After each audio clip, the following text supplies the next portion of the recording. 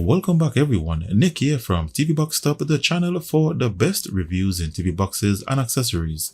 Today, we have a first look at the most powerful 64-bit Android TV box solution for 2022 in the form of a single-board computer from Khadas. This is the Khadas VIM4, and this is their latest 64-bit Amlogic A311D2 Octa-Core SoC with advanced hardware and firmware features with accessories for a wide range of applications.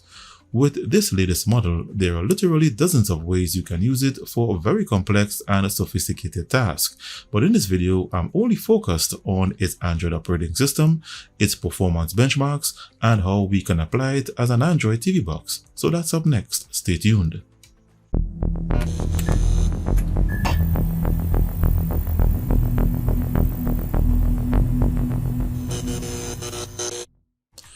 Welcome back.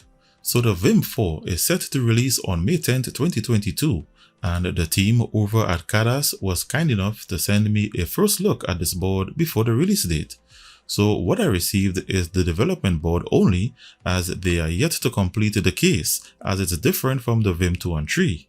So this is what it looks like, and it comes with a pair of antennas and a user guide for you to get started.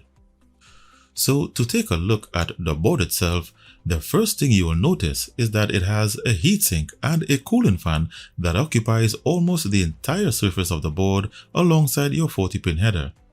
To the front of the board, to the left, you have one USB 3.0 port, and to the right, you have one USB 2.0 port. It has one HDMI 2.1 port, one Gigabit Ethernet LAN port, and one USB Type-C power delivery and O2G port. To the left side, it has power, reset, and recovery buttons, and one RTC header. To the other side, you have your Wi-Fi and Bluetooth connector pins for the antennas. To the rear, it has one micro HDMI input-only port. And below the board, you have one micro SD card slot, one M.2 NVMe slot, one VIN input, and 4 MIPI display serial connectors for connecting your touchscreen display, cameras, and even monitors up to 4K 2160p. So, until such time as to when I can get my hands on the official case for this board, I modified the transparent case from the VIM2 as a temporary solution to protect the board during this video. So this is what it looks like, and I'll now connect it to my 4K TV and capture card that I'll be using as my display for this review. So due to the fact that this is a single board computer that we are going to be using as a TV box, you also have to accept that it does not come with a remote or power adapter, which means you either have to use a keyboard and mouse or wireless air mouse, and you would also have to provide your own USB Type-C power supply. So when you start up for the first time, you'll be taken to Khadas' OOwow wizard that will guide you through which operating system you would like to install. In this early release, there are currently only 3 options, starting with Android 11 32-bit version for the VIM4, Ubuntu Linux GNOME version 5.4, and Ubuntu Linux Server version 5.4. For the majority of this video, I'll be using the Android 11 operating system, and after, I'll briefly show you the Linux operating systems. So before you proceed, I recommend that you connect directly to the internet using your Ethernet LAN cable. But if all you have is Wi-Fi, then hit the escape button on your keyboard and you'll be taken to OOwow's advanced configuration menu, where you can access its Wi-Fi settings. Once connected to the internet, you can return to the wizard to install your preferred operating system.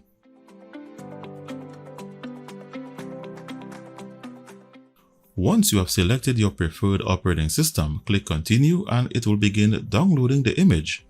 Once the image has been downloaded, you will be given the option to install. Click the Install button to begin the installation process. And once the installation is completed, you will be prompted to reboot the device. Select Reboot and the VIM4 will reboot into your selected operating system. In this instance, Android 11.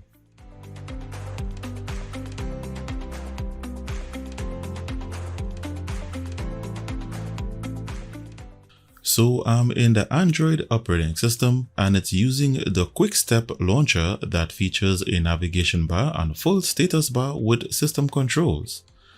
It has long click menu pop-ups and drag and drop shortcuts with horizontal scrolling pages. If you long press anywhere on the screen, you get home screen options and the option to install wallpapers. If you head over to the settings area under the About tab, here it shows that you are running on Android 11 operating system, and if you click rapidly on the build information, you have access to developer options. In the settings area under Khadas settings, you have the option to switch resolution to 4K 2160p at 59.94 Hz. It has HDR display with the option to set it to adaptive HDR, so it's not always on by default. It has HDMI CEC options and surround sound audio options.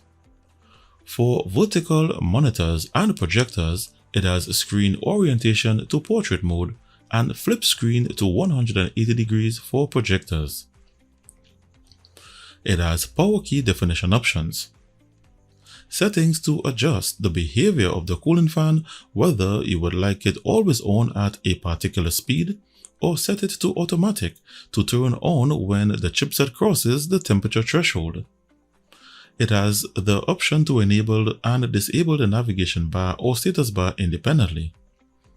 It has options to control the behavior of the power and activity LEDs. It has timer options to schedule power on and off times during the day.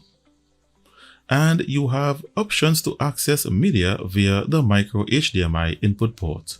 Here I have it connected directly to my mobile phone using a USB Type-C hub and a micro HDMI cable adapter from Cable Creation featured in my previous video. When connected, I can mirror my phone to the input as well as use it in the desktop mode.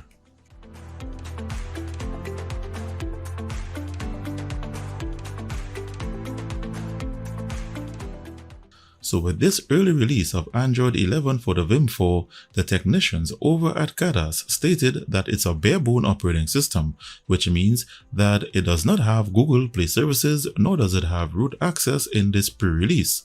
However, it was communicated that they would have another Android release by the end of May, so that we could expect that in that second release, we should at least see Google Play services and hopefully we'll get root access also. So seeing that there is no Google Play services, I had to sideload all my apps via APK downloads using a flash drive or from the Aptoid App Store. So first let's take a look at its system and hardware information. The manufacturer of this SoC is Khadas. The model is the VIM4 and it comes with 8 GB of 64-bit LPDDR4X RAM clocked at 2016 MHz. It has 32-bit GB of eMMC 5.1 internal storage and its Bluetooth version is 5.1. Its CPU, which is the Amlogic A311D2, is an Octa-Core CPU comprising of a quad-core Cortex-A73 clocked at 2.2 GHz and a quad-core Cortex-A53 clocked at 2.0 GHz for a total of 8 cores with a maximum CPU clock range of 2.2 GHz. It's a 64-bit chipset, but this firmware is configured in 32-bit mode as it only supports 32-bit APIs. The display component of this SoC is the Mali-G52, which is a quad-core GPU with a clock speed of up to 800 MHz with support for 1080p and 4K at 60 Hz and 8K at 24 frames per second. It also has OpenGLES version 3.2 support. Its network adapter is a dual-band Wi-Fi 6 AX module that delivers 2.4 plus 5 GHz Wi-Fi connectivity. Its operating system is Android 11 Red Velvet Cake, and though it says that it's rooted, it's actually not, as I'll show you in a moment. Under Devices, it shows that its GPU has Vulkan support, and this is version 1.1.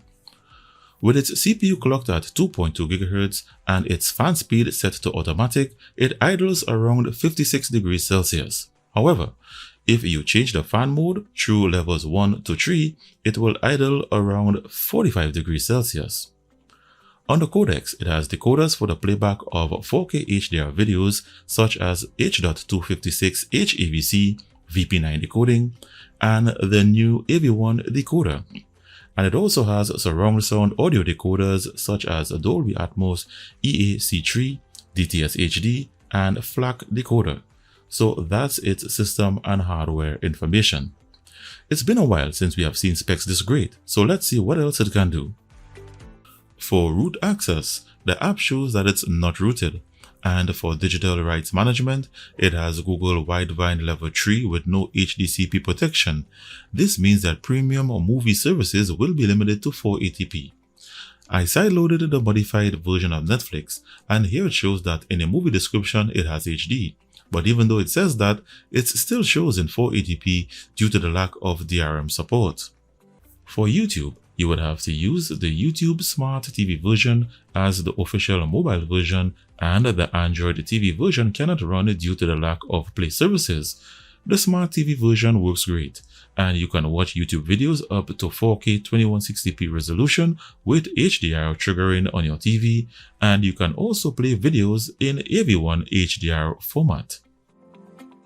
It comes with the official version of Miracast. However, when I attempted to cast my mobile phone, it continuously disconnects from the internet. And when I attempted to install the AirScreen app, it doesn't install due to the lack of Play services. So this is something Khadas has to fix in their next release. For customization, I installed the Nova 7 launcher, and interestingly, it allowed me to change the wallpaper. It also changed the wallpaper on the default launcher. However, you cannot run live wallpapers, so it appears the issue with changing wallpapers is with the default QuickStep launcher. For expandable storage options, the VIM4 comes with an M.2 NVMe slot that supports up to 2280 SSD cards. Here I installed a 500GB 2280 SSD with the assistance of my DIY case. However, the LED indicator on the SSD turns on, which indicates that the board detects it, but when I attempt to access it in Android, the operating system does not. So I guess this is another issue under Android they would have to address. So normally, at this point, I will play my list of 4K videos and test for surround sound audio formats, but unfortunately, the included EXO player, the VLC player, the Kodi Media player, and the MX player cannot play videos due to a problem with them interacting with the decoders in the framework, so we'll have to hold on for the second release before we can test those features. Gaming on this bare-bones version of Android is literally impossible, and any attempts to install the Aether SX2 PS2 emulator APK fails, so I will just conclude with its performance benchmarks. So to benchmark its RAM copy speed and its internal storage read and write speeds, the A1 SDBench app delivered a RAM copy speed of 6,587 MB per second. Its internal storage got a read speed of 144 MB per second and a write speed of 113. These scores are pretty impressive compared to regular Android boxes. To test its Wi-Fi and Ethernet LAN speeds, the Speedtest app shows that based on a network of 250 megabits per second, the 5 GHz band and the LAN port achieved 100% of the speed of my network. The 2.4 GHz band achieved 57%, so Wi-Fi 6 and Gigabit LAN working perfectly in this SoC. So to directly benchmark the new Amlogic A311D2 Octa-Core CPU, the Geekbench app registered a score of 1,534 single-core and 5,589 multi-core. These scores are great scores compared to Android boxes. In the 3D Mark Gamers Bench graphics benchmark, it maxed out in the iStorm Extreme test, scored 2,755 in the Slingshot test, and 1,981 in the Slingshot Extreme test with Vulkan support. These scores signify that this SoC is ideal for Android and emulation gaming. And in the Antutu benchmark, it scored 205,434. This is a very high score. Let's now see where it places on my rankings chart.